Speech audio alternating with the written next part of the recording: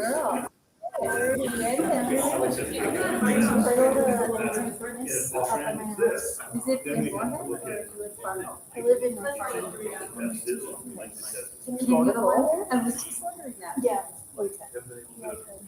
Yes, I never thought about that. And what's your choice when you go there? Do machines work? I do the treadmill and then the stairmaster.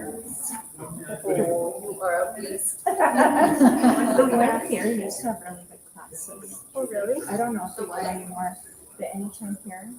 used to have really good Yes, classes. is that right? It was It definitely is like a reliever when I go home. You bet. Release stress. I call the door. Please rise.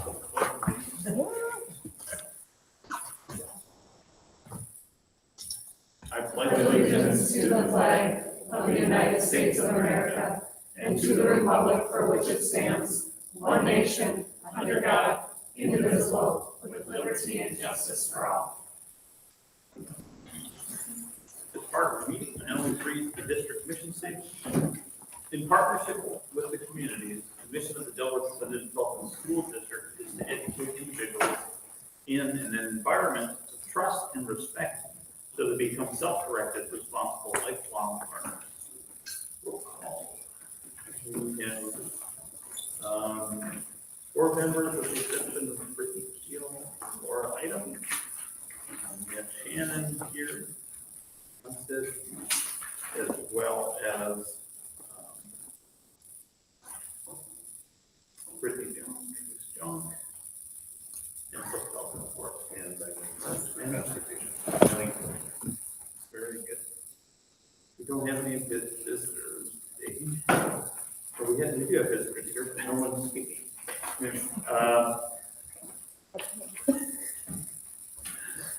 Do I have a motion to adopt the agenda? Motion by Nicole, have a second? Second. Second by Troy. Any questions or discussion? Any changes? Nope. All those in favor say aye. Aye. Aye. Opposed? Motion carries.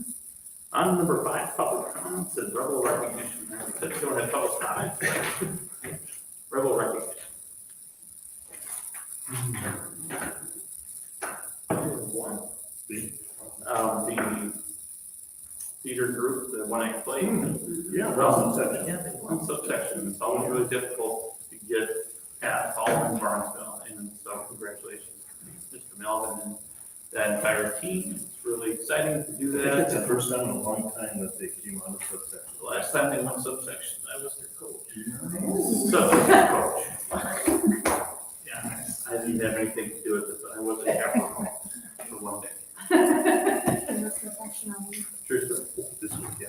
I think we have it actually in here, but Brittany was just saying we also want to celebrate our career professionals this week, and I know that they are recognizing during the board meeting too, but the shout out to them for all they do. And I know there's one here tonight, and there's also quite a few staff members that were commenting on that as well, so they say thank you to them.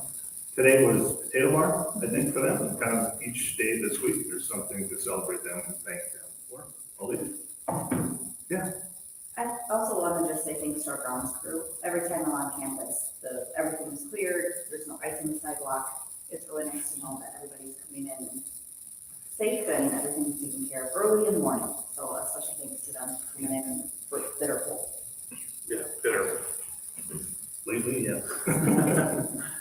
Any other rebel recognition? All right, we go on to number 6, reports. 6.1, BGS Elementary. Ms. Young. Yes.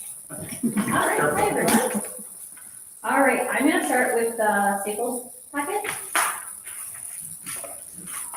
Okay, first, academics. So starting with Tier 1 instruction, we are continuing with our Steve Taylor Reed curriculum and our math expression math curriculum. And then if you look on that other handout with all the great boxes, you can see all of our password results. So our benchmark window was the first 2 weeks when we came back from school. So I won't go through every single one, but we are seeing lots of growth across the board. First grade through kindergarten is not here, they don't take fast bridge, but first grade through 11th grade.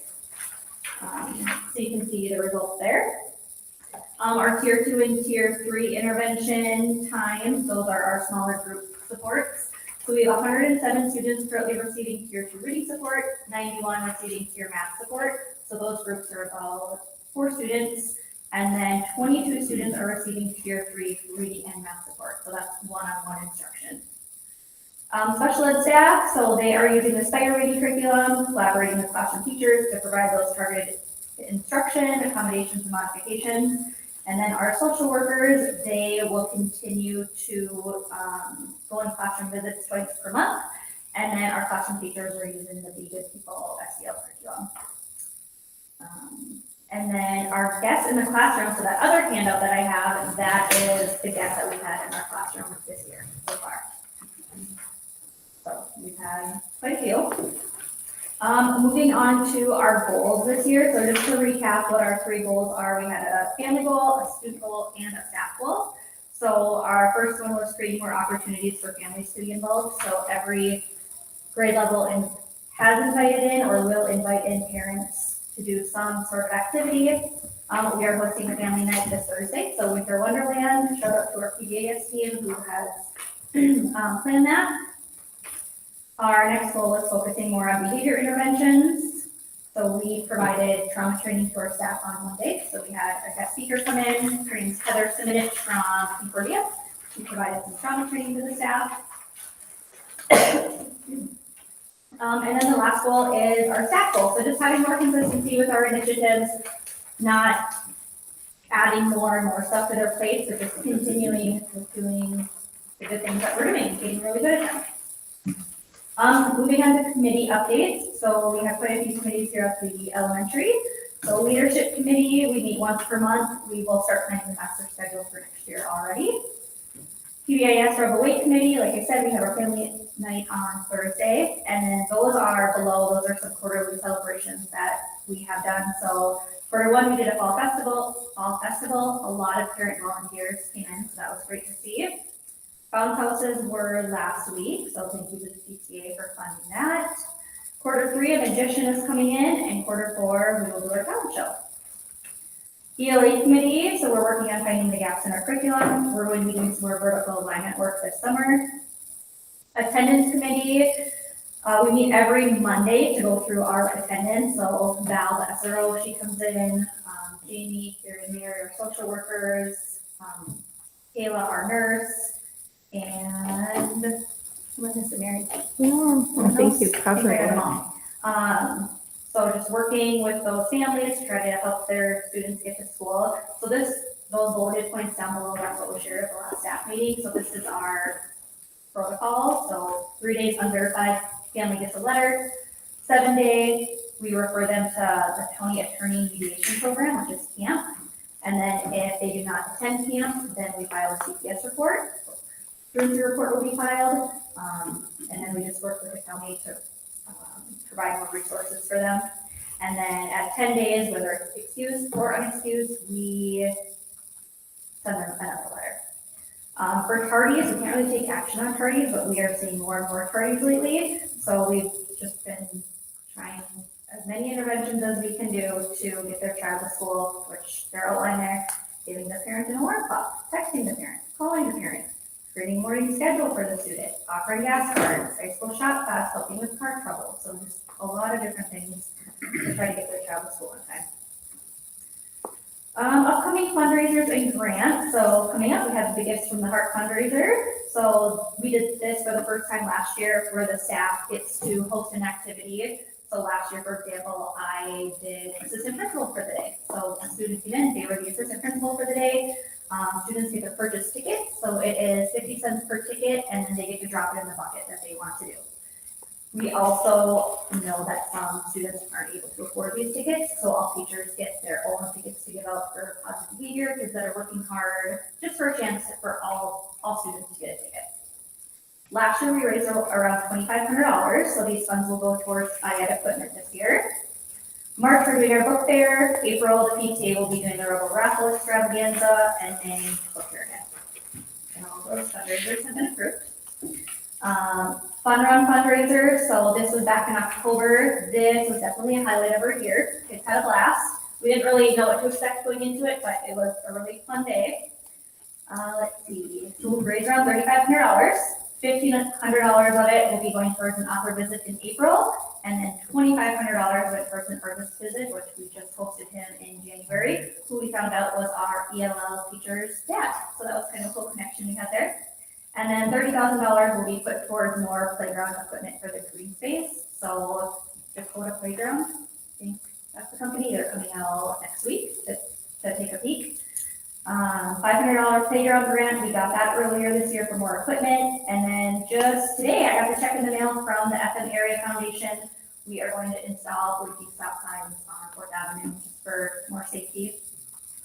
And then lastly, we have lots of student teachers in our building. So we have 4 teachers hosting student teachers that will be full-time teaching.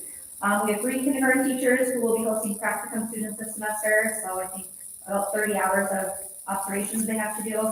And then this will be our second year of hosting high school students for their intro to student teaching course. So today, Michael Wisco, high school counselor, came with 5 students, and we met their cooperating teacher, toured the building, talked about expectations, really going to treat it like it's a college course. So that is elementary. Any questions? What are the letters? Can we send home a 3-day or 10-day? It just basically says the state statute of attendance in Minnesota, and it's important to get your child to school, and failure to comply, we will contact them. In really, Troy, what it ends up being, it's, I guess, if you will, it's a check mark that the county needs us to do, so it's a process. So when these families, what's that? A very lengthy process. Very lengthy process, but at least it's kind of checking the boxes, if you will. And so then when the county gets it, well, have you done this? Yep, you have. Have you done that? You did. Oh, okay. Also required by the state. Also true. Yeah, But we it have- is kind of those hoops. So. Yeah, we have many boxes we have to check before we do a referral. I also get the fast bridge data and Yep. the percentage B on the right of the gray box. What's that number mean? So that is, yeah, it looks kind of confusing on there, but that is the WA, so that's they passed it or low risk. Those are those 2 numbers combined. And it seems like more success at the younger grades than the upper grades. Is that fair, or is that? Yeah, you can see the percentages in the younger grades get a little higher. I would say once they get a little older, their depth of understanding It's a little bit in the widens middle, or. because the uppers are actually coming around the numbers in sophomores, juniors. Yep. Yeah, we actually, for 9th through 11th grade, we haven't gotten great data because we've done testing like in their language arts class all day where kids are coming and going. So this time around, we did the first hour of school. From 8 to 9, everyone is testing. And it went very well. So I think we're going to continue that moving forward. Just because we can capture everyone at that time. It's just a better setup. I think that was kind of that learning process. When I look at the numbers, I might be looking at it wrong, but when I look at fall to winter, the percent wheat drops in a lot of the grades. In the middle school, it has. In the elementary, I would say it goes up and almost everyone does it. Third in math goes down. Well, third and math goes down. 4th in reading goes down. Elementary school, yeah. I think the rest. 5th math, 6th math. 6th reading. Is it basically the same, testing the same information, or is it like, The benchmarks get a little higher as they go through the year. so it's sort of more difficult than winter? So it's sort of, when we say low risk, it's just sort of, based on where they should be. Exactly. At what point do they get help? Is it not till they're high risk, or is it when there's some risk? Well, it depends, because like for our intervention kids, let's say 2nd grade, for example, they have 120 students where a lot of them need some sort of intervention, but we only have so many spots. So we start at the bottom and we go up. Whereas 1st grade, they have 85 students and only 11 kids are needing intervention. So it just kind of depends on the grade and the need. We always are, There's definitely a big gap in some grades. Yeah. Second grade sounds like that's one of them. Yeah. That's hard. yeah, and I mean, in the past, we've done like the 30th percentile and below, but now we're starting at the bottom, we're going up just to fill the spots. So then when do we start looking at those kiddos that are low but not low enough to really get that assistance? Because when I'm looking at these scores, I mean, 49% for 7th grade math, I mean, that's a pretty low number for kiddos who are meeting. But if they have a large percentage in their class, we've got those kids who are obviously going to meet that requirement for special ed needs or whatever. And then we've got those few that are going to get that intervention support. But then there's going to be that huge gap, and then that's a concern for me. It has been for a long time about how we're going to support those kids to be able to get them to where they need to be to find success in the middle school and high school, when it's largely self-paced, self-directed learning. Angela's concern is big for me. Yeah, so like in the elementary, we have the what I need time with that 25 intervention block for reading and math, which everyone's getting what they need, tailored to what they need. And I know Allison Stewart is in middle school, she's working with Brooke Hunstead to she created a 7th grade and 8th grade student success class. They're pulling 5th grade has an intervention time, 6th grade has an intervention time, so they're building, so we're getting there. I just heard today they're adding 9th grade. So, but Allison also only has so much time and there's only one of her, so We did we're add, getting there. we did add the interventions to middle school. The problem was, so good news, bad news, we added 7th and 8th grade to it. So, we had 2 interventions, some we have 3, but now we have 4 classes, so it's still, Because that's one of the concerns that people have come to me with, and I'll be honest, one of my kiddos falls in this gap as well, and we've had to seek outside support, and we've had occupational therapy and have many structures outside of the school day, but we have the capacity and ability to do that, and I worry that kids who maybe have this gap and parents are either not recognizing it or the school's not able to address it, those are kids that are going to fall into that challenging time, and these numbers are supporting that. We have a fair amount of kids in that gap. And I should add, we have a teacher assistance team, our CAT team is what we call it, in every school. So that is our MTSS coordinator himself, special ed teacher Carrie's on that team. Carrie Mary, who else? School study. And we go there, we review the data, we problem solve academics, behaviors, so the gap doesn't keep growing. We problem solve before they get there. I think this is our first year with MTSS too. And I think the one thing we want to do is make sure we added more to the elementary. We are also doing it on purpose, which again, I hope can catch up and we can eliminate some of this middle school issue. Then we have to decide, okay, as Allison's working with the middle school and we added 7th and 8th grade, okay, do we need to add another interventionist? When we wrote the grant, you're kind of shooting blind a little bit, trying to make sure, okay, we have to increase it. We have to do things better. I would say we're still short there in the middle school. But it's nice to see what we're doing here. The other thing is when you invest into it, you go, okay, what's our return, right? And so I really like how you guys are meeting. I like what Allison has shared even at the DLT, how she's, I guess for a lack of a better way to say it, we're finally doing it intentionally and we're recognizing everybody. That's why I like this win time. We have to get, how does that fit in the middle school? 5th grade's easier, obviously, because it's more of an elementary setting. It's still an ongoing discussion as to how do we best do that schedule-wise, I guess, with 6, 7, and 8. And I think that's one of the barriers I would say we're still up against. Yeah, from what I hear in the 5th grade, the win time is a lot of times most of the class staying in the classroom with the teacher. So it simply becomes an extension of their teacher day. And so I think there's definitely a lack of resources. Understanding we have a lack of. Yeah, no, totally understand that, but it's just. Would you agree with that, Ricky? If that we, and I don't know if you know, so I apologize, it's not your spot, but Allison's not here either. It would be nice And that's probably true. We have 2 interventionists, and then the classroom teachers, and then, Well, there's 3 over there, so at that time, from, oh yeah, there are 3. I'm sorry, there are 3. what did you have, five classrooms?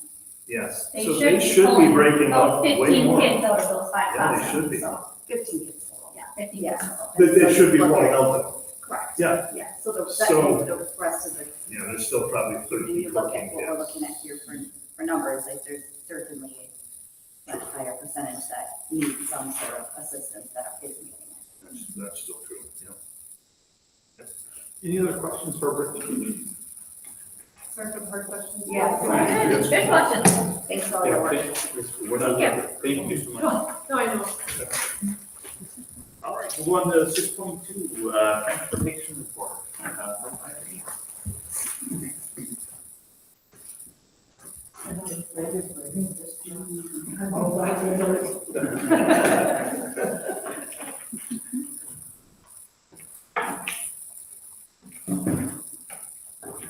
Transportation's got to be the most boring place to put for it, because she said she had 4 pages, I said, oh my gosh, I got 7 things listed.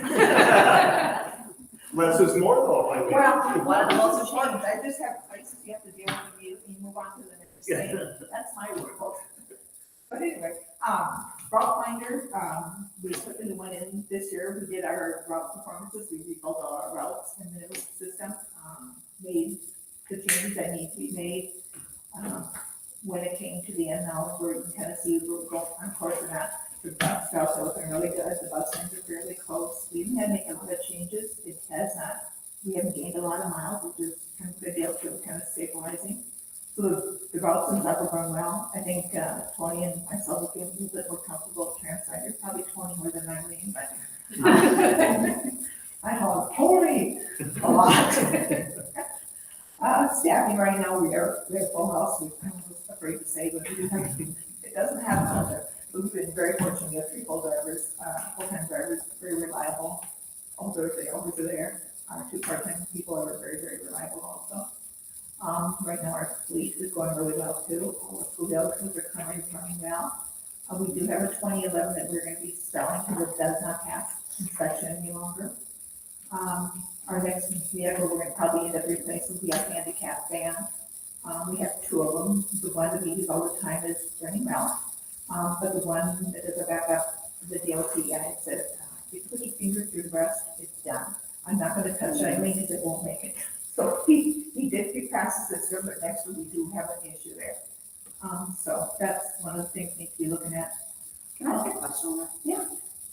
So it's a rust issue on that thing, like, Well, why does it not pass? Because it's rusting on the sides, it feels rusted underneath, and so the floorboards and stuff are not solid. Thank you. So that's kind of how they do it. I said the same thing, I take them off, and my pepper's rusted, but they, it's like, well, this rusted one place, and it does make sense if you think about it. So that's pretty much at least that we need to do with that one is, so, wait, we'll probably pass it on to community yet, so she can use it this summer for a running summer. We'll take it, ramp out of it and just let it go. She'll be able to use it, but not, we'll always use it for. We've had some fun winter weather. Yeah. You know, that's what we were calling it. I'm looking positive, very positive. Think about positive. I'll try. Actually, I think it's doing fairly well considering the busing situation. The last time we had a real test, we had 1 bus go down, and it was kind of crazy because it was actually running almost to start the route. And it started to burn out, and it was too cold, it couldn't do it, and then cut out. So that bus went down, he was able to nurse it back, switch it out, and so we had 1 bus that was 30 minutes late. But everybody was there, and it worked out well. Good thing about it is we did get to test out our system because we went to Synergy and pull out all the people that are riding bus 1, so we were able to pull it out, send out a message. We actually got to see how well that works. Didn't seem to be any glitches. I didn't even know when they screamed at me. Except 1 bus that went down didn't have the correct number because they flipped them around. And she goes, well, bus 12 went by, but I really need 1. And it's rural, and I think, oh my gosh, so that was only the ledge. And but she said, One was pretty good. I know, and I said, you know what, I just said, it's like, well, get off, get much, oh no, I'm gonna work it. It worked that fine. But good news is, the alert system worked, bus is running, and I mean, that was the only bad one we had so far. So we're pleased with that. A new transit van, love it. I think it's probably the best one we spent in this department. It works really well. Instead of going 2 times the house, we only have to go once. We don't have to picking on each other, they're spread out. It just works really, really well. What's the capacity of that one? 9 passenger. So 10 with the driver, but yeah, 9 passenger. It works out well. You have 1 person in front, get 2 here, so we have, and then they have like a walkie. So it spreads the kids out and not touching each other, breathing on each other. Anything that, anybody that has children of course, we keep looking at. Okay. I only 1 child, but you know, I still, it's okay. Would you see there's opportunities if we added enough? I do. Savings? Because here's the deal, what we have done with that. Yeah. We talked. The activity bus holds 14, okay, we take the dancing, we got 17, okay, so that doesn't fit. So what we've been doing is we've been taking the activity bus, the transit, and running them together. If you have a great distance, you're sending somebody to Bemidji, it is more cost efficient to send 2 people in the small vehicle than to hire a bus, because once you get mileage, you're usually those big trips, you come out $400 or $500 easily ahead.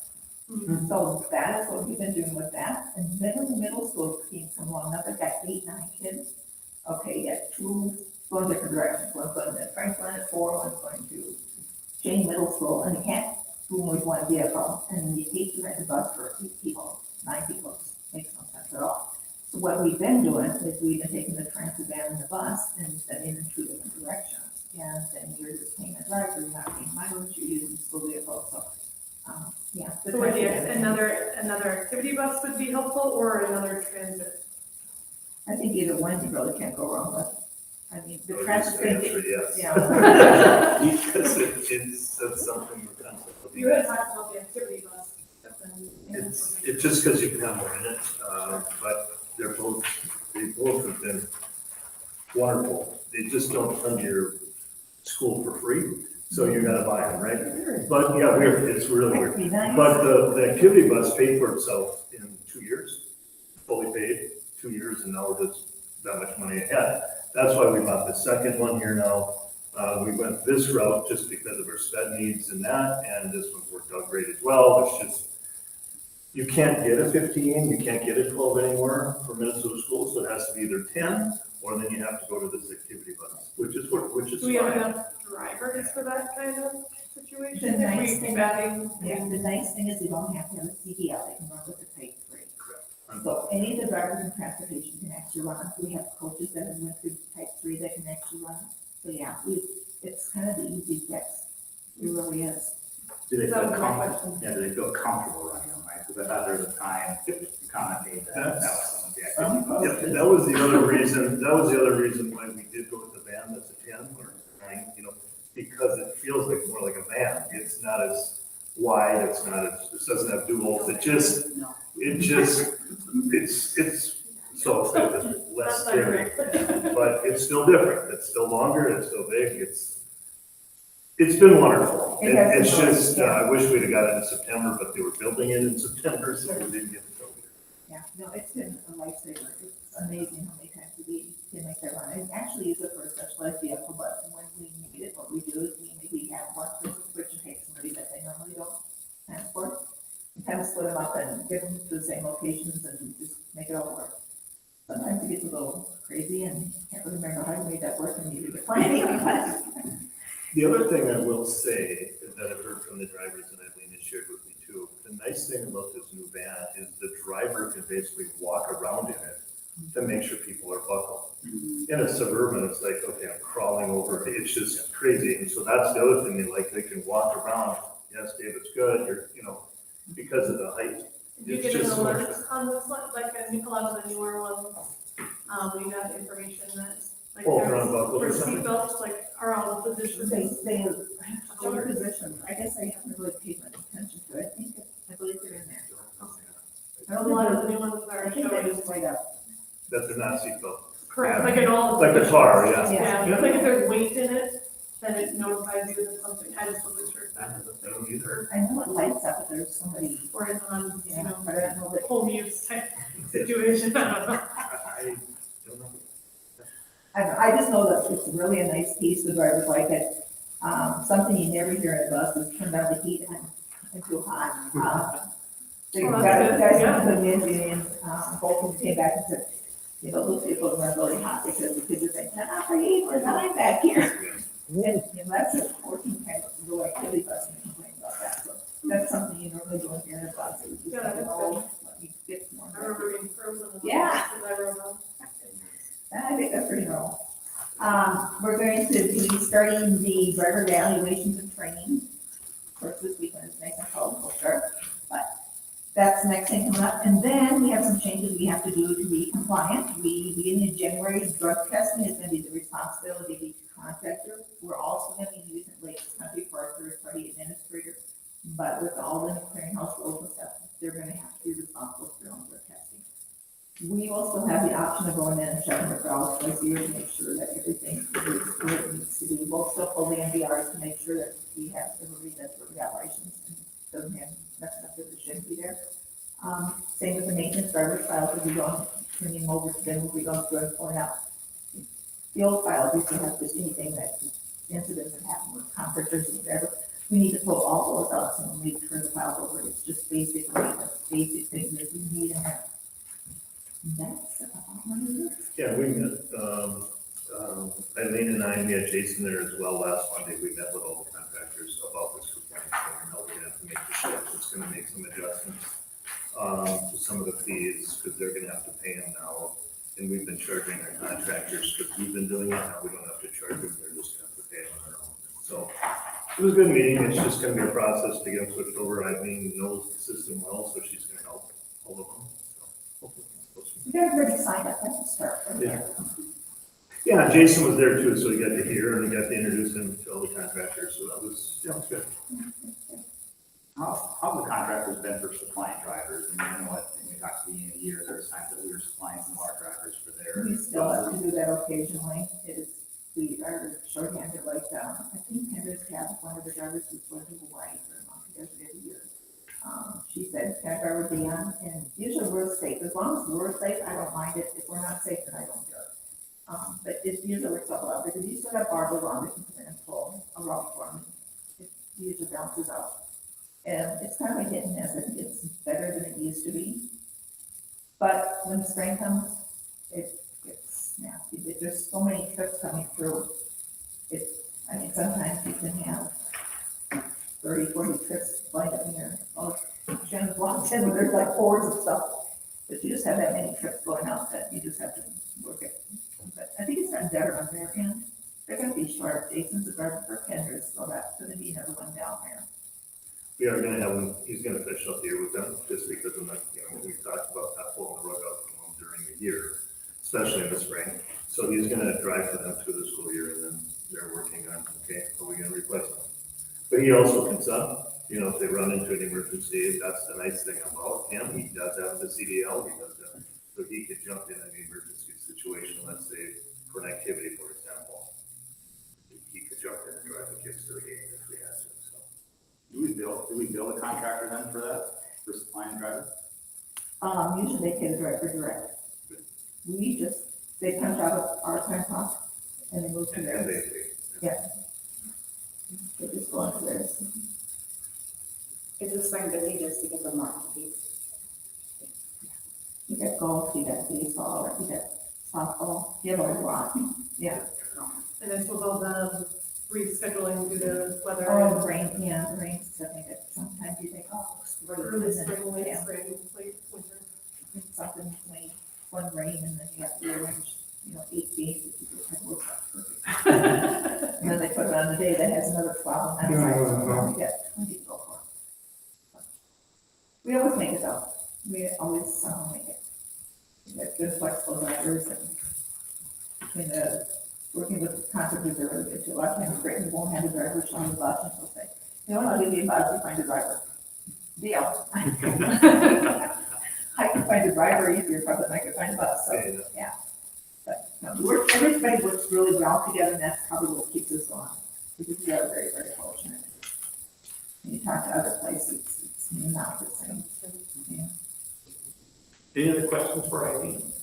I'll just say that, Eileen, I think you have one more report to the school year later in the year, or is this the last one?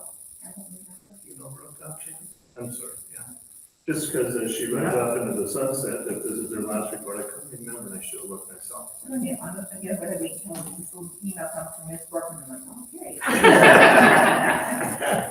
Yeah, I need to get your thoughts together, here, girl. I just, Eileen, in my time here, you've been a godsend for me, and I just really appreciate all you've done. I just really do, and we can talk about it later too this year, but it's been fantastic.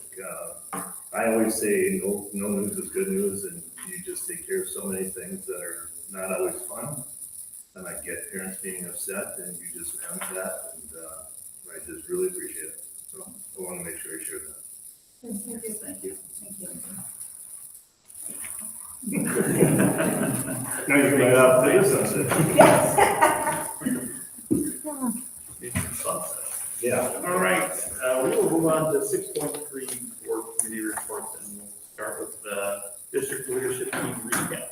Yeah, so Laura was unable to attend, and so I was there.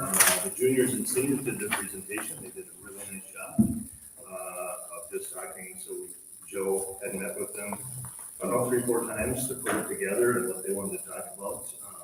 Things that they brought up, college in the high school, they wish there were more offerings. And Joe was in a constant discussion with M-State. We had to switch math to UMC. He's been, the credentialing has just been a lot. So we said too, it'd be nice to offer, because they were asking for maybe something in business and maybe becoming a CNA at high school. And these are things Joe's working on. The problem is who can do it, right? And who's credentialed and who isn't. So that was a part of the conversation. The other one they did say, which was nice to hear from high school kids, they appreciate the new attendance policy in the handbook. Did you guys remember we had to have that addendum to the handbook?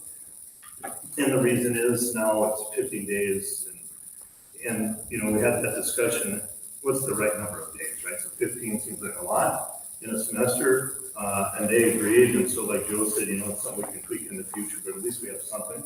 And they just thought it has improved attendance in school and also holding people accountable that used to not care, because now you won't get credit. So it was interesting to hear the kids' perspective, and it was real positive. So that was nice to hear. Yeah, so Joe goes through that one worked out. No, it was nice to hear that.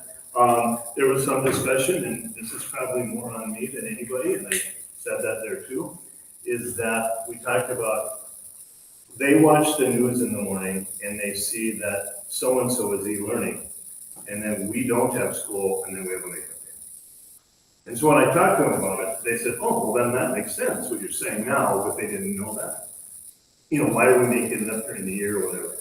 And I said, the board and I will have some more discussions, so if you look at my report, it's on the top task about what do you guys want to do with that? Because I said, we've had tons of conversation about next year's calendar, forgiving for students, what do we do with staff? We want to make up days, and I said, you know, my problem is I want kids in school. And when you have them in school, they're better, it's safer, it's more learning, it's all the above, but tweaking schedules and having it on there works for some and not others. So I said, it's a constant battle in my head too, what's the right thing? So that was interesting. We had a very good discussion with them about that. So like students' perception was they would like an e-learning day, not like that.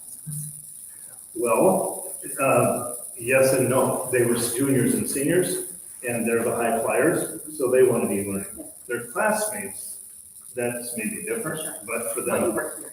yeah. And then the other part we talked about is middle school, and the parents that are in there said, well, middle school's not as successful, elementary is way less successful. We had some elementary teachers that were there that said it's hard to evaluate, right? An e-learning day for a first grader or a second grader. It's like, okay, what are we asking them to do? Are we really grading it? What's that look like?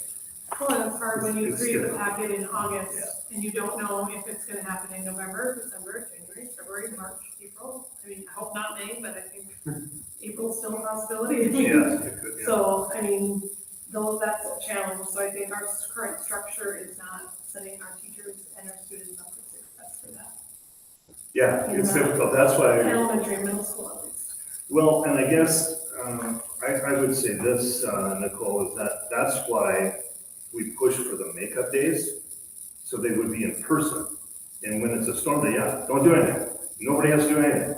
Come on now, unfortunately, March 13th, 16th, but you'll be in person and you'll learn, right? Then after that, we'll go to the learning days, because we all have an opinion on e-learning days, and it depends on what grade level. So that's why today, when we get to the calendar later, we'll talk a little bit about that. And then also, well, my report to I'm going to talk about this 13th and 16th and what we want to do with that. But anyway, junior seniors did a great job, really impressed with their presentation. The next DLT is going to be freshmen and sophomores. And so that'll be it for the grade level sharing. But so Joe will be meeting with them, and then we're going to hear from them what they think. So one thing I heard from a parent and from some students or that are in that. Yeah. That was the best one that they've been to so far. Yeah, it was great because we get kids that are talking, right? Yeah. Kudos to the juniors and seniors, kudos to the parent and that, so. Yeah, it was good. So it's always nice to hear, from the students and learn a lot. Or at least their perspective. Yeah, exactly. Yeah, right or wrong, right? It's still good. So yeah, that was awesome. Next thing is the it's not my report. Sorry. Well, yeah, no more. Any questions on the DLT recap? I think that. All right, we'll go on to the MSBA conference recap. And I guess, everybody went to different sessions. Opening session was okay. I thought it was okay. Maybe not the most inspiring speech that we've ever heard, probably in the opening session, but it was just fine. Just not very, yes, we've been maybe accustomed to that, but, what's that? It was mid. Yeah, as we don't say, it was, yeah, You're so cool. yeah. My kids would disagree more. I went to a presentation on cell phones and, community of Stillwater, Minnesota, that had gone to a complete ban of cell phone usage. Although when you kind of expect it, it's really not all that together that's different than what we have. But I mean, they were very much in the, said it was a game changer for them. It's hard to say what their school was like beforehand, but whether it was discipline or just engagement with students. So I thought that was quite interesting. A lot of communication went into that during the summer before the policy went into effect. I don't know if anybody else has anything else they want to share from MSBA. I went to a very interesting presentation on First Amendment rights and the difference between a student's First Amendment rights and a teacher's First Amendment rights. Lots of important things to think about in our day-to-day and the decisions that we're making. So I really appreciated the opportunity to listen in and thought-provoking for sure. The one I was the Minnesota State High School League, there was a breakout session about that. But one of the things that caught me was the ninth graders. So up until this year, I didn't understand or didn't know, but ninth graders were not covered under any type of policy or insurance. Insurance is the bigger thing. So you have all these kids that we've had in the past that really, if something would happen, they were kind of on their own. And now it makes sense. So we're having a ninth grader saying, well, we can only have so many games this year, we can only do so many projects or so much stuff, that now it's starting to make sense. Well, that's why, whatever, because we follow that program. So that was good. Also, another class I went to, I was talking about Minnesota paid leave, which is learning and understanding more about that and how that, affects the school. Very good. It's crazy, but I went to one how to pass a referendum. So, and been to plenty of them, but it's just a matter of getting communication and the community all involved. And a lot of the same things we know, but it's just, you take notes and you get more information, you go, okay, could have done maybe that better. We did about the same, but yeah, good information. The other thing for me, this is just for me selfishly, is just to meet with you guys as the board in a different setting, so we get to know who we are and what we are, so we kind of how you operate, and that matters. I guess it helps me. So in communication, so that was helpful. And so I always appreciate that. Yeah, it was a good time, even kind of got cut short because of weather. that is almost a refrain we sing every year, so. All right, any questions on MSBA conference recap? All right, we'll go on to 6.4, the superintendent report. Yeah, well, we added this March 13th, 16th, and the only reason we have this tonight is, and it's just, I'm just gonna throw it out there, so you as board members communicate with me what you'd like to see done. We have a contract with staff, so they have a 180-day contract, so I would say that they would be, but you could forgive it for students if you wanted to. That is a choice, and then the rest of the way, the rest of this year will be e-learning, because our third day that we had as a makeup was Martin Luther King Day, which it's gone by, and so it's not available anymore. So the rest of the year, and I shared this with the admin too, from now on it'll be e-learning. But I heard some discussion about, hey, what can we do with the 13th and 16th? Well, you're the board, I guess you get to decide. So if you guys have an opinion on that, I just want you to share it with me, and then I can get that message out to the district. If it's different than what we have today. So today, we have where the students and staff will come back on the 13th and the 16th for school.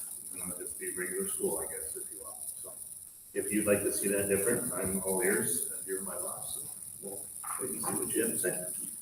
Next on there's the DGF. Oh, sorry.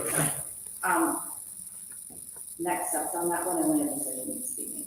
I would like it to be sooner than later, so if you could tell me soon, just because we need families to know. And this is tough because, people could have planned vacations and had it around that, hoping that we didn't have 4 days, whatever, I get all of that. So I guess I just would like, the staff, we already have it there, so the staff have to make up days, it's today, it's what we have. Into next year's calendar, which we're gonna talk about later today. We can talk about that. Do we know how many staff are currently scheduled for vacations? I know a couple of years ago, we had quite a bit of disruption in scheduling, and it was very difficult to find subs. So I came in and subbed in middle school classrooms to make, since I'm part of the problem, try to be part of the solution. Do we know what kind of disruption we have in that? Because I think that would play a part to me. Great question. I'm not gonna put her on the spot because she doesn't have it with her probably right now, but Brooke can look it up and we can get that to you tomorrow. Fair enough, Brooke? Yeah. Because if we have a large number of staff that are gonna be off, I would lean towards wanting to have, They'll make it up at different time. the students forgiven, and then the staff can either take a personal day or something, because if we're gonna already not have the level of education that our children receive regularly here at DGF, and they're just gonna be watching a movie or something, I'm not a huge fan of that. We'll have to look at it. So I think there's some more information, I think, that we need to be. So if like you're a staff meeting, if you're at the current board meeting tonight, could you run home and quick put it into the vacation? I don't know how that works. I could go right now. I've already signed up, Just kidding. Anyway, Or perhaps. so, yeah, And we can only have like 10% of people being gone or something. that's what the contract is. So great questions. Let's look that up and we can get it to you tomorrow. I can send it out. So you know, so that's obviously an important piece of information when you make it. Because if it's gonna leave Brittany in a hard spot trying to plug all the people in the classroom. I just see 4 or 5. And we're gonna split classrooms and teachers are gonna try to scramble, I think that's not necessarily a better educational option for our kids either. Okay. I do think being in the school is a better place than, Yeah, for what it was, but I was pretty low for our last meeting. I think kids need to be in the classrooms, and it was on the calendar, it was for makeup day. So I would be a proponent to keeping the dates on the case. Okay, yeah, so I just wanted to, because I want to make sure if there was something there. It is what it is. Next one, DGF Morehead boundary discussion. We had a little bit of a discussion at MSBA, which was nice. Heller shared some information with us. I have a presentation at the Intergovernmental Retreat this Friday at the Law Enforcement Center, and I have a presentation. Oh, I shared it with you guys, I think, on Friday, what I'm going to present. We had a couple of little tweaks to it today. I added some stuff to it, like I told you. So if you opened it today, can't remember if I shared it as a PDF to you guys or not, but in any case, but the bulk of that is going to stay there. I think it's information for the county, for the people in Morehead. There are just so many people that don't understand how kind of wonky that is. And so we've had a great conversation. If you look at that slideshow or that presentation I'm going to have Friday, Another big piece to that is, so what's next, right? So we're gonna have more discussions, hopefully, in what I put in there, because I don't want to put more effort in any kind of position. It's just our hope is that we can get together with them and come up with a plan that we can mutually agree on. And it's as simple as that. So that's our goal. And I'm hopeful and optimistic that at least we can get in the room together, to have some serious conversations about that. So that's that. Intergovernmental retreat, or the intergovernmental retreat is this Friday, so I'll be there all day. It is our year to host. So before I go any further, Brooke has done, as you may know, a ton of work on this, helping me too, because we have to organize food, we're organizing this, that, and everything else, inviting everybody. I've been talking to all the presenters here in the last few days, because I have to MC the whole thing, which will be its own show, I guess. Anyway, it'll be good, but that's all day Friday, so it'll be nice to be done. Brooke said, we just need this to be over, and I said, yeah, I agree with you. So anyway, so it's an important piece for a school though, because we get to present, all the other schools in Clay County will present, cities are going to present, and then the legislators will be there too. So that's why I tweaked my presentation today a little bit. I have a little salt for them. Anyway. Is it supposed to be funded? Or is it special funded? It's all, so there's registration fees. And, Self-funded. yeah, and so next year, the city of Duluth, city of Dilworth. Yeah, we're going to Duluth next year. No, so Dilworth is next year. And then it's got 5 different people that rotate through the city of Moorhead, the school of Moorhead, the county. Anyway, administrative evaluations, I just want to give you a heads up. Their midterm will be done in February, so I'll be going through that with them. For the directors and principals. Will be tough on Amy. And Ken. Okay. Questions? Any additional questions? All right, we'll move on to number 7.1. This is to approve the regular meeting minutes of January 12th, 2026. Do I have a motion? Motion by Troy, do I have a second? I'll second. Second by Angela. Any questions or discussion? Hearing none, all those in favor say aye. Aye. Opposed, motion carries. On to number 8, this is the consent agenda. To approve the bills for January 2026 in the amount of $331,012.98. Thank you so much. Treasurer's monthly budget report, to approve the treasurer's monthly budget report and file for audit. That's included in this packet. Approve the retirement of Trina Creighton, teacher effective the end of the 2025-2026 school year. And to approve the fundraisers as presented. Do I have a motion? Motion by Nicole, second? Second. Second by Nicole. Any questions or discussion?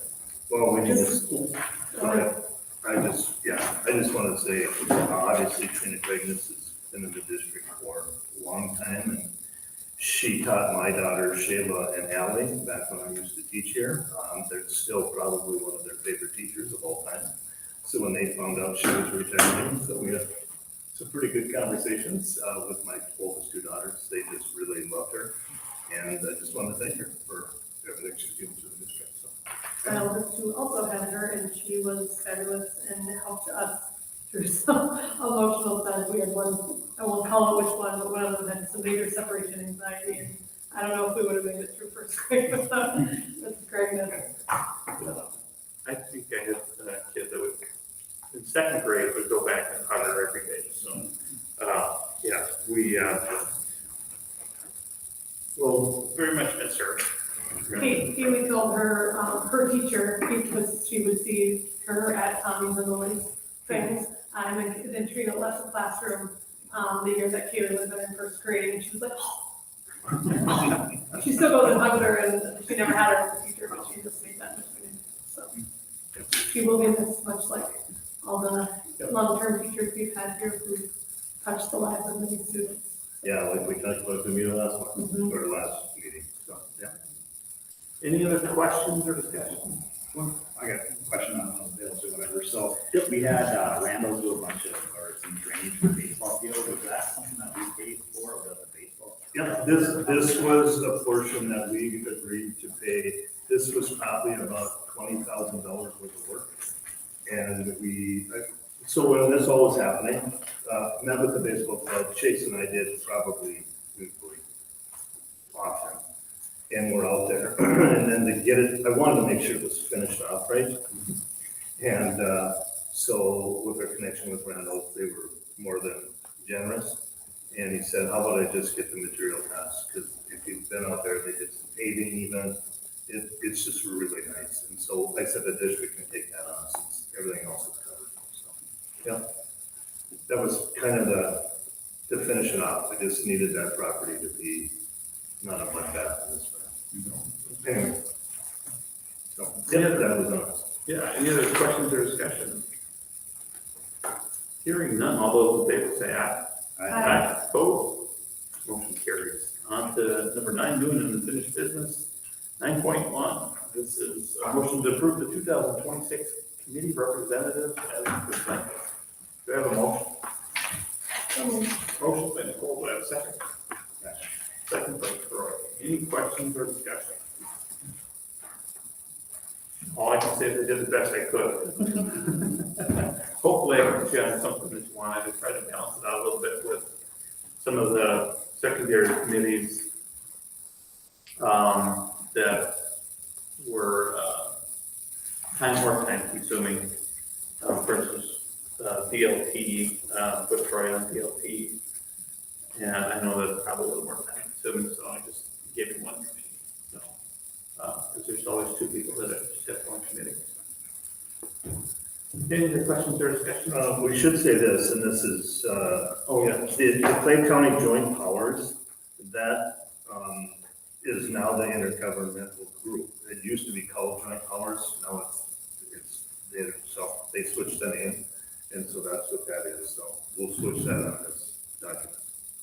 In the Clay County Collaborative. We don't have here because we have somebody that represents the school, but we don't need a board.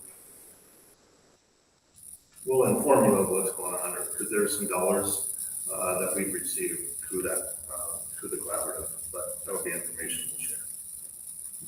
Any other questions or discussion? Hearing none, all those in favor say aye. Aye. Opposed? Motion carries. On to 9.2, this is to approve the week of January 19th through 25th, 2026 as DBS Paraprofessional Recognition Week. Do I have a motion?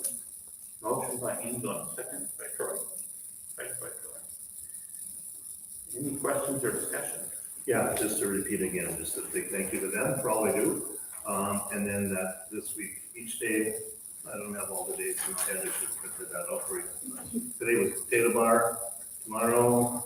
Hydration station? Hydration station, well, that's right, in the office, okay. Yeah. So, yeah, just something every day for them, so cool.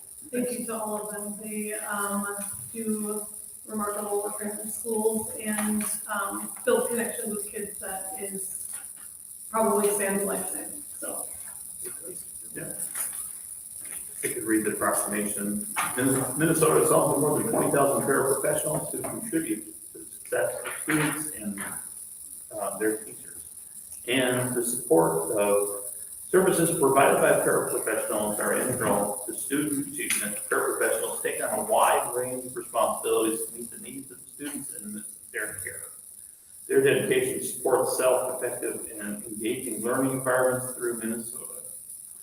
Minnesota's Department of Education is committed to excellence in education and recognizes the important role the paraprofessionals play in ensuring success that our schools, and Minnesota celebrates the essential contributions of paraprofessionals during Paraprofessional Week. All right, we got a motion in a second. Make sure it's not a resolution, but any other questions or discussion? Hearing none, all those in favor say aye. Aye. Opposed? Motion carries. On to 9.3. This is to approve the fiscal year 2026 common budget. Do I have a motion? Motion by Micah. Do I have a second? Second. Second by Nicole. Any questions or discussion? So you see it's changed, on there, about $180,000. Some of those things, so Marcus and I have been talking about this for a long time, and what's different, why is it different? There's 30,000 here, there's X number of thousand here. Some of the special ed probably have the biggest change, but he said we have title carryover, we have AdSense reimbursement. We also had, if you look at the bills, we had a $22,000 bill this month for a student that had to get some help. And that's just 1 month, so I guess it's more than a month, but that's gonna be some ongoing things. We had a student that had to go to Fergus Falls, transportation. So kind of out of our control, but to follow the law. Some of those dollars will be reimbursed. The other thing he said that's significant in special ed is, of course, we're getting dollars from last year. And so as that cleanup happens a year later, after everything is turned in special ed, and so some of those dollars, he said he has to play that conservatively, and that's why the budget just a little bit more there. He said we could be okay. One of the reasons we could get some of that back is through the cooperative that we've joined and how they'll get that, but we don't know that. So we need to be safe, and that's why that number instead was a significant jump. Some of the other things that we've had to do, and this is kind of spread out, I'll just say it, across the entire budget, is things that we fronted, and then as the year goes on, it comes down. We still have winter and spring sports. We still have a lot of there's a lot that still has to happen. In his projections, him and I talk always about being conservative first, and to make sure we're covered. And so we add a little here, add a little there pretty soon. But the biggest jump is that SPED carryover and whatnot, and some other bills that we got that we didn't foresee. Special ed, like a little over $200,000 swing in expenses and less revenue, or $300,000, excuse me, but less revenue and more expense. Now, you guys, if you remember last year, we got a nice check back at the end of the year from the cooperative, but that all gets figured out after all the dust settles, right?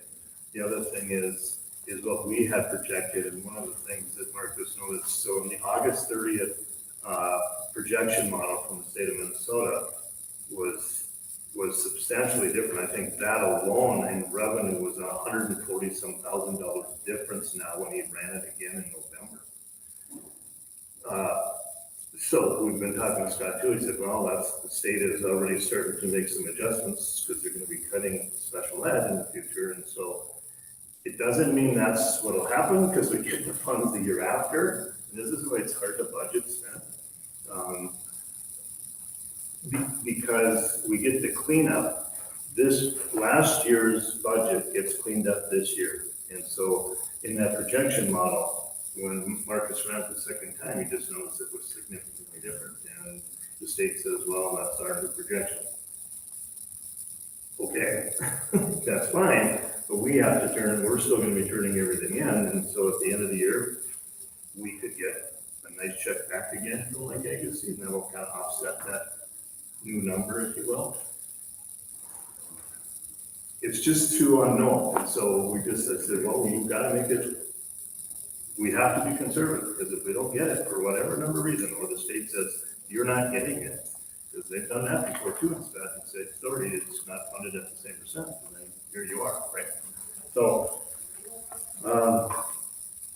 so when you look at that number, the other thing that we talk about all the time is that number also is using 1,505 students. We have 1,533 right now. So there's just short of $250,000 there that could come off of that number. We also have had a family of 17 leave. They leave, yes, it's not all gone, but a portion is. So we always give ourselves that buffer because if we get in enough transit, so there is a little wiggle room there as well that I think everybody needs to know. So the last thing on the bottom here, the remaining expenses, remaining revenue, what's that bottom issue? It's fun. $175,000 in expenses and 122 in revenue for the bottom line. Oh, that's Fund 6, 4, 45, and 47. That's both that stuff. And this is the money. So Fund 6 is the construction. And so that's gonna be hopefully kind of slowly taken care of too with our meeting. Yep. So, yeah, that's 1/6. Any other questions on, budget? I got a lot of notes here, I don't know, notice. Yeah. You sound like me and Marcus there. Hearing no other questions, all those in favor say aye. Aye. Opposed? Motion carries. On to 9.4, which is to approve the first reading of the fiscal year 2027 school calendar. Do I have a motion? Motion by Micah. Do I have a second? Okay. Second by Nicole. Any questions or discussion? So this is the first reading, so this doesn't have to be boom and we're done. If you'll notice in the gray box, and so this is, I think, met with teachers, everything is good, it's all coming down to start date. What are we doing, right? So in the gray box, Brooke and I just threw this in there to get the show started. Oh, that looks fantastic. Okay, good, we can do a second reading and we're done. But if we talk about this and you look at what it says in the box, you like the makeup, you don't want to forgive, however you want that to be, we're all ears.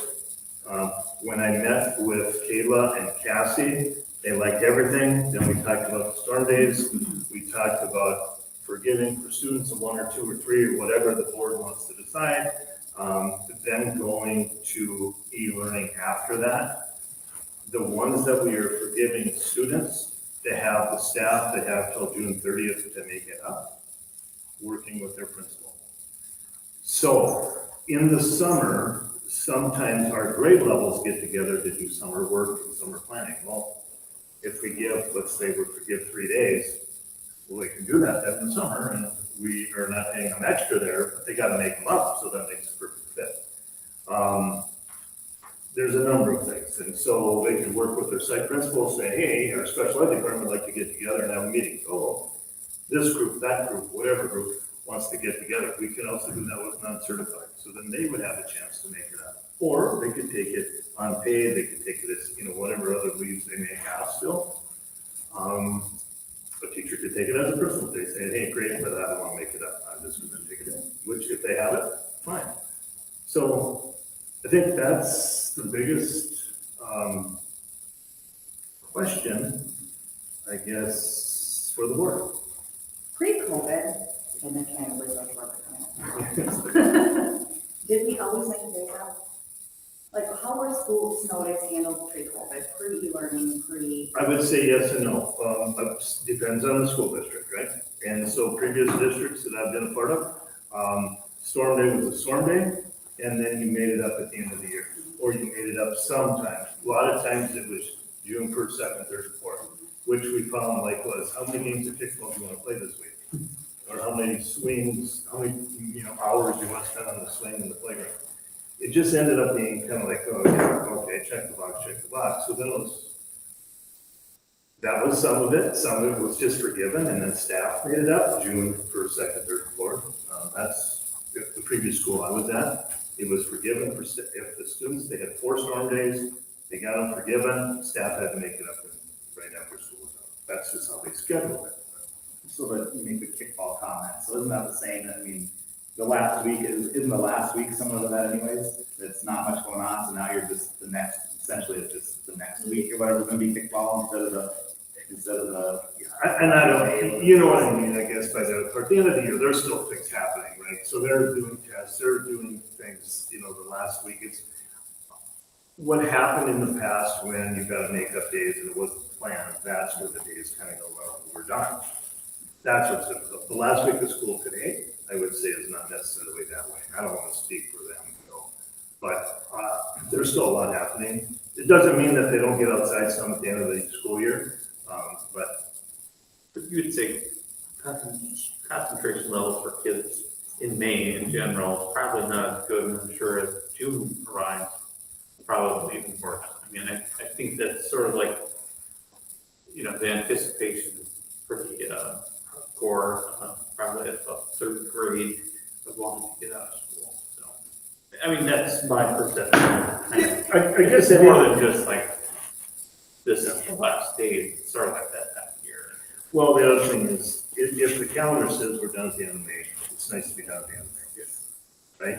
Staff has a lot to do still, so they can have plenty of things to work on. Like I said, most of them, I would say, and Brittany, you know this, I'd say almost every grade level meets in the summertime to go and start planning for next fall.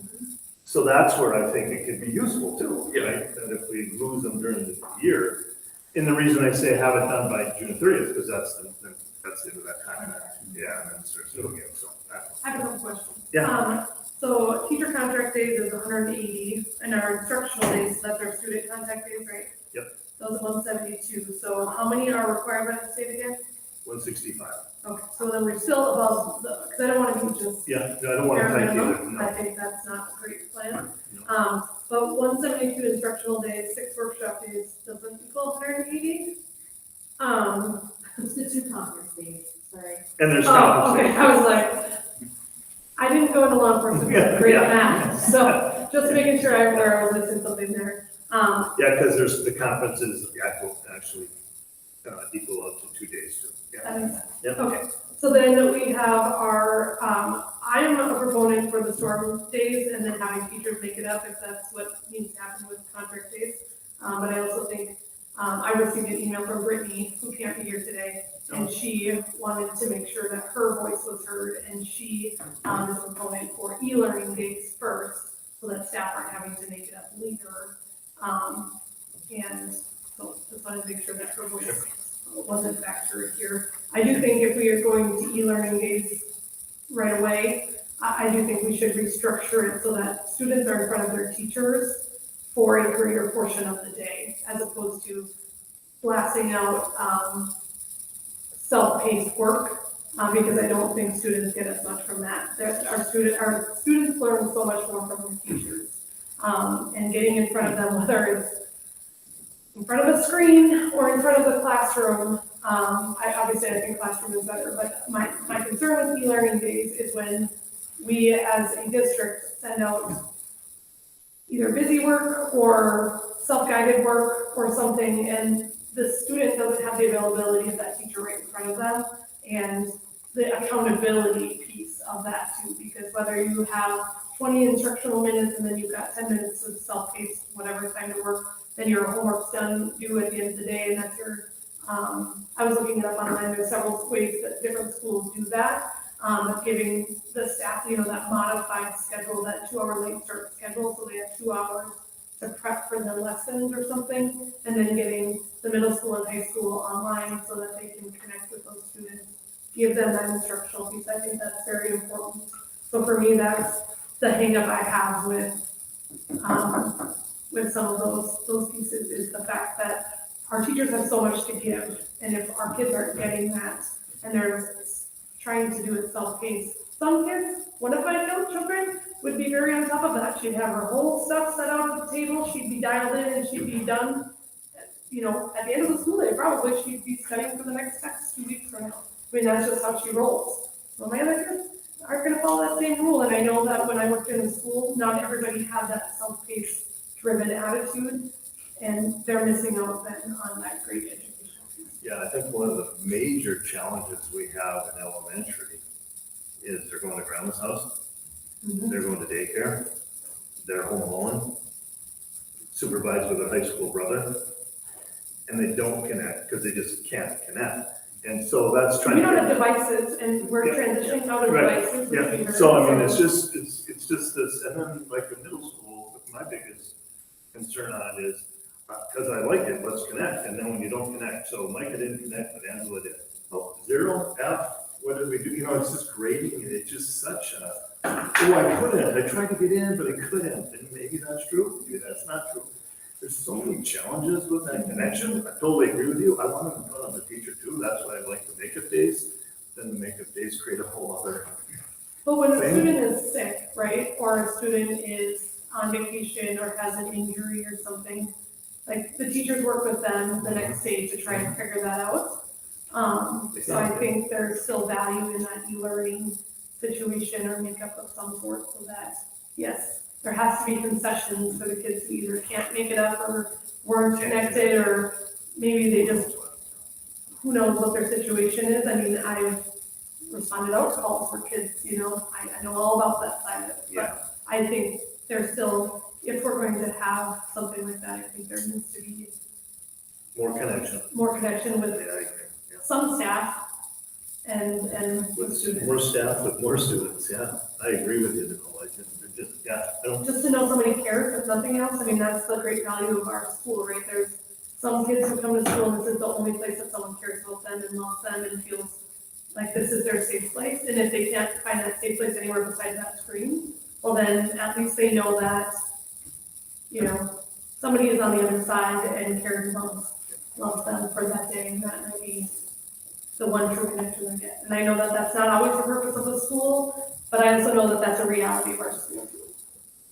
I also think though, I think there is something to be said about having a storm day and having a true 1990s, I'm staying at home, I'm watching The Price is Right type of storm day or whatever, that I don't think, I think we expect so much out of our, I mean, there is something that they need to feel like connection, I agree with you there, but I think there's something to be said about, I mean, we expect so much of our kids today. I mean, I go back of wage or whatever, not as far as Shannon, but go back a wage or whatever, thinking about what that was like or whatever, just to, you know, relax and not have to do anything for the day or whatever, and what that meant. And the staying up late, hoping that school was gonna be canceled the next day. And I mean, everything comes so fast. There's so much technology. There's so much today that, you know what is, I mean, are we pushing our kids too far, too much or whatever? Do they need that relaxation or whatever? So I guess I'd be a proponent of, I don't know what it is because we live in Minnesota. So is it going to be a three day event this year, or is it going to be a 12-day event? You don't know, and I think we have to have a mix of that in there. If there's a certain number of days, if it's 3 days or whatever that is, that hey, those ones are gone, and after that we do the e-learning. I do feel though that we have to have more structure behind the e-learning than we have today. It's not, it doesn't work, and if that means teachers need to update their stuff more frequently for the younger grades. And for the older grades, there is some type of classroom or some type of visibility, but besides push that, there is some type of this. yeah, I will say this because that's next, right, for this year. I'm not gonna predict the weather, but the way this winter's going, we'll probably have another day. And we're gonna have some e-learning potentially to see how is it gonna work. And you guys have to help me. I don't think we had any e-learning last year. I don't think we had any e-learning the year before. Did we have one last year? We have one. I was thinking we After didn't, summer. but maybe I could be wrong too. I was thinking we didn't the last 2 years just because it's been nicer too. So it's been a kind of a disconnect on e-learning also. We all have a different taste in our mouth about e-learning and what that is. So I don't know. I guess that's something now as we move forward. And that's why I sent that out, whatever it was last week, to the admin saying, hey, remember now it's e-learning, and so are we ready? And so. Yeah. Any other questions or discussion? I just want to reiterate that I am with Troy on the 3 days. I'm cool with the 3 days forgiven for students. I just wanted to make sure that they're looking at the structure of the e-learning. Upgrading is the opposite. Yeah, I favor this proposal, even though there's an odious e-learning day, which I'm completely opposed to and dislike. But it's after 3 days, so I mean, there's not many of it, not much of it, and, yeah, hopefully. Yeah. Not only just because it's e-learning, but just because that means it's a lousy day outside. Any other questions or discussion? Hearing none, all those in favor say aye. Aye. Vote. Motion carries. On to 9.5. This is to approve the non-certified contract for Katie Garcia, food service class 1, step 1, effective January 15th, 2026. Do I have a motion? Motion by Troy. Do I have a second? Second by Angela. Any questions or discussions? Hearing none, all those in favor say aye. Aye. Opposed? Motion carries. 9.6 is to approve the non-certified contract for Rosangela Rivera, custodian, class 2, step 3, effective January 19th, 2026. Do I have a motion? So moved. Motion by Nicole. Do I have a second?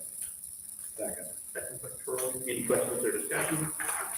Hearing none, all those in favor say aye. Opposed? Motion carries. 9.7. This is a motion to approve resolution for donations as presented. Do I have a motion? Motion by Angela. Do I have a second? Second.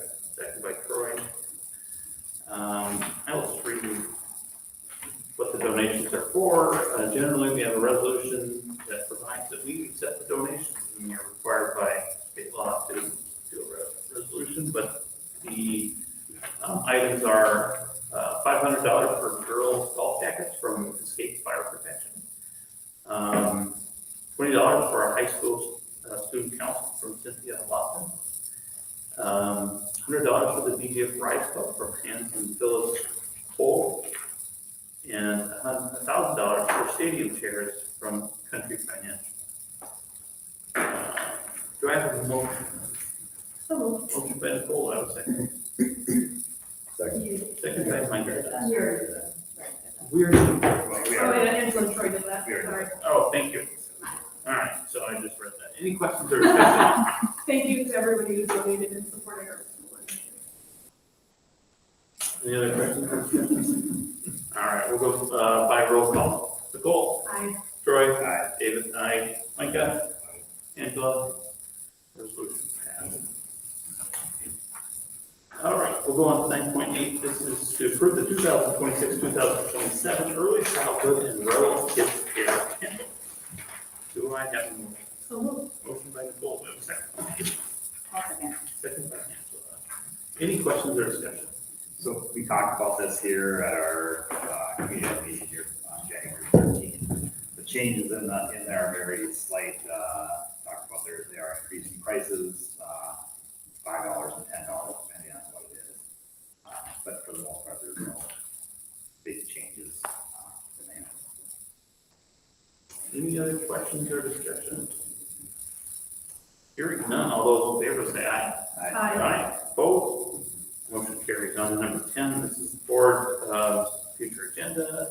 Next board meeting is Monday, February 9th, 2026, 6 p.m. here at the Dilworth Media Center.